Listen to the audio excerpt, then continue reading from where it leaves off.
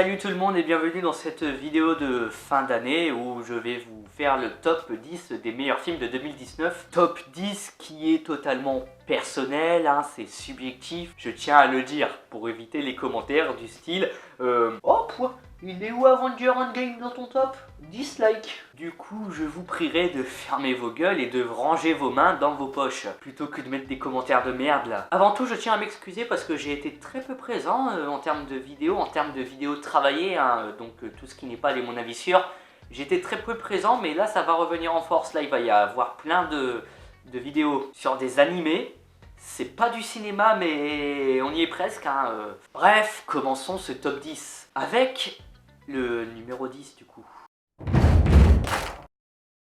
Alors c'est un film très singulier, hein, réalisé par Quentin Dupieux qui sait faire des films comme on en voit très peu. Il a fait Rubber qui parle d'un pneu qui tue des gens, c'est assez unique en son genre comme film. Il a également fait l'excellent Réalité que je vous conseille, hein, si vous l'avez pas vu, avec Alain Chabat qui est méconnaissable, et Au Poste aussi qui est plutôt sympa. Le Dain est sans doute celui que j'apprécie le plus de sa filmographie. Je l'ai trouvé vraiment très intéressant, surtout dans son récit qui est vraiment très particulier et très bizarrement raconté. C'est vraiment un film qu'on commence sans savoir à quoi on va s'attendre et du coup on est surpris par la tournure vraiment unique du film. Et ça c'est vraiment ce que j'ai le plus aimé dans ce film, avec la prestation de Jean Dujardin qui est excellente, hein, c'est vraiment mon acteur français préféré.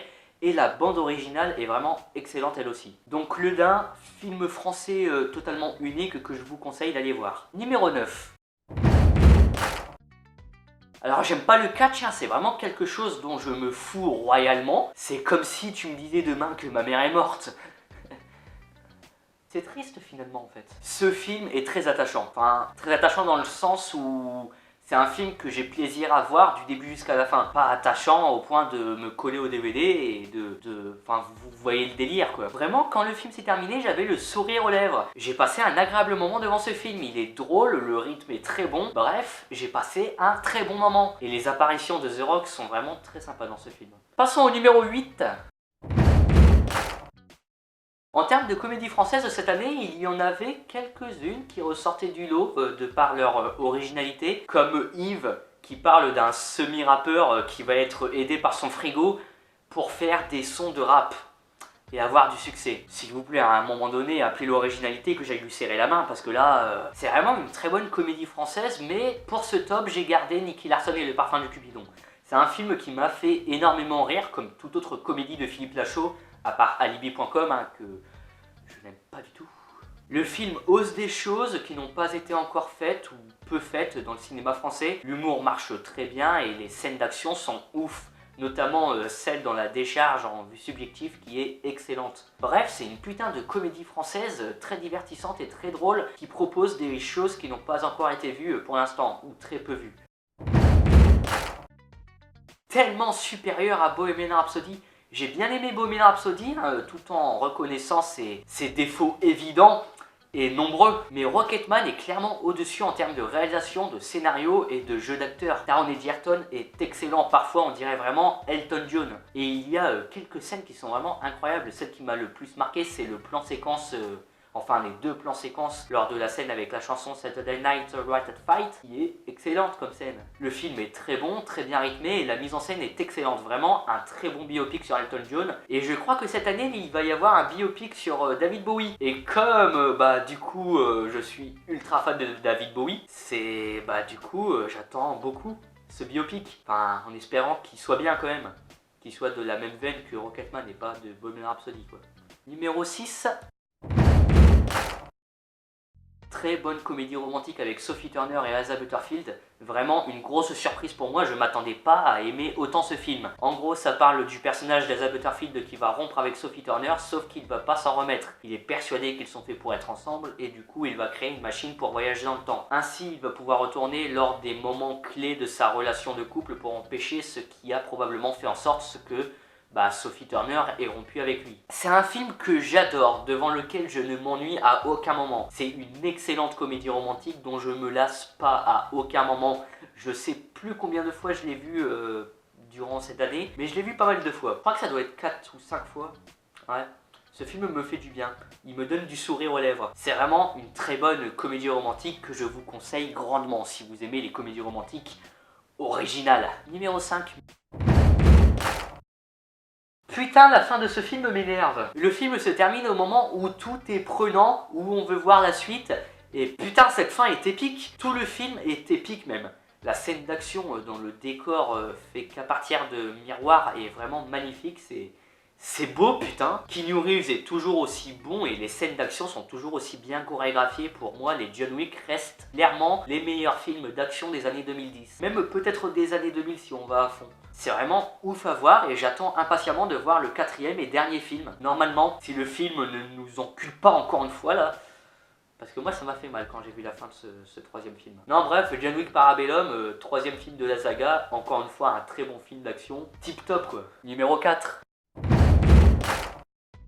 Alors, je suis surpris de voir que c'est le seul film d'horreur du top. Cette année, en termes de films d'horreur, il n'y a pas eu grand chose d'intéressant, hein, à part Us qui est excellent. Midsommar est très particulier car c'est un film d'horreur qui se passe durant le jour. Du coup, vous direz, ouais, mais du coup, l'ambiance doit pas ultra bien marcher. Eh bien, si. Bon, c'est personnel comme avis, mais l'ambiance du film est unique, je la trouve unique. Ari Aster, qui a fait Hérédité, sorti l'année dernière, nous montre encore une fois son talent pour créer de l'horreur. Bon, avant tout, ce qui procure un certain malaise, c'est le lieu où se passe l'intrigue, surtout quand on voit les deux personnages se jeter du haut d'une falaise, avec ce gros plan sur leur visage totalement défoncé. Du coup, c'est super drôle. Vraiment, à partir de ce moment, le malaise s'installe et c'est parfait comme ça. Il y a d'autres scènes plutôt malaisantes où on sent une certaine tension qui marche très très bien, et vraiment, j'adhère beaucoup à ça. Il est vraiment très particulier ce film, et l'image est magnifique. Tout le paysage montré pendant le film est magnifique. Putain, vraiment, l'image du film, je le redis, mais elle est magnifique, putain. J'en bande. Bref, un petit bijou du cinéma d'horreur qu'il faut ressentir, hein,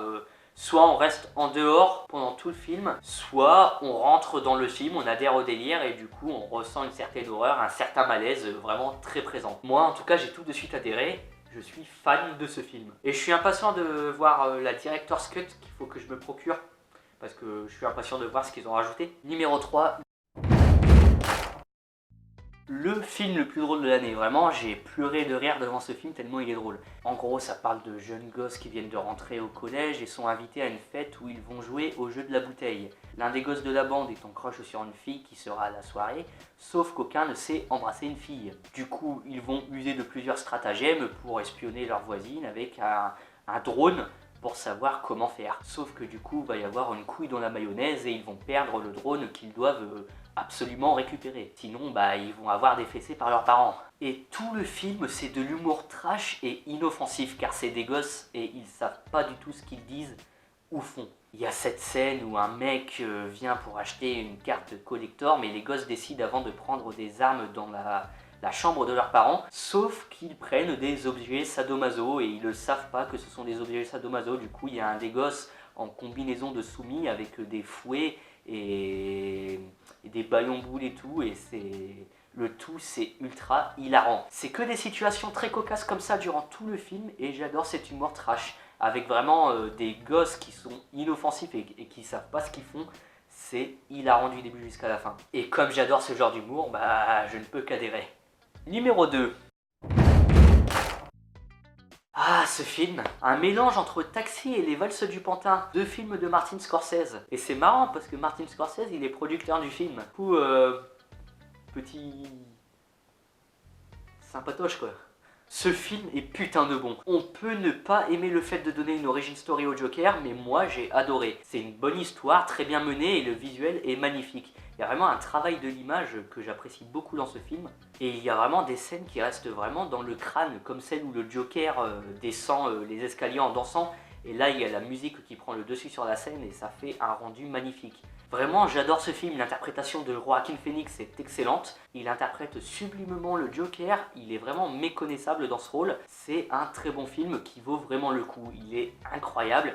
L'ambiance est très bonne et la musique est excellente. Elle est vraiment très bien travaillée durant tout le film, j'ai trouvé, et ça renforce l'ambiance du film qui est, encore une fois, je le redis, parfaite. Donc le Joker, c'est un gros oui. Un gros oui sublimé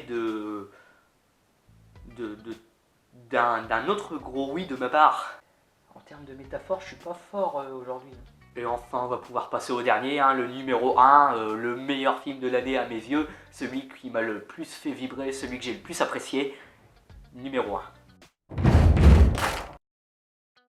petit bijou de cette année, hein, bien sûr c'est Tarantino, donc bien sûr c'est pas de la merde. Pas aussi bon que Pulp Fiction, qui reste mon film culte, mais quand même Once Upon a Time in Hollywood est incroyable. C'est une vraie expérience proposée par Tarantino où il nous montre son amour pour ces années 70 et elles sont superbement bien retranscrites à l'écran. Il y a vraiment un paquet de scènes qui m'ont marqué et qui sont restées ancrées dans mon crâne. Déjà, il y a le final juste épique qui... Vous voyez ce film ? Ce final est juste incroyable. Et puis il y a aussi cette scène où Brad Pitt se rend au repère de la famille Manson et l'ambiance lors de cette scène fait très western et marche tellement bien. Le film est superbement bien géré et du coup c'est vraiment ouf à voir du début jusqu'à la fin. Ce film est vraiment une grosse claque, une pure merveille, un pur film de Tarantino comme je les aime. Et je pense même que c'est... Enfin... Non, c'est clairement mon deuxième Tarantino préféré et c'est sans doute un de mes films préférés.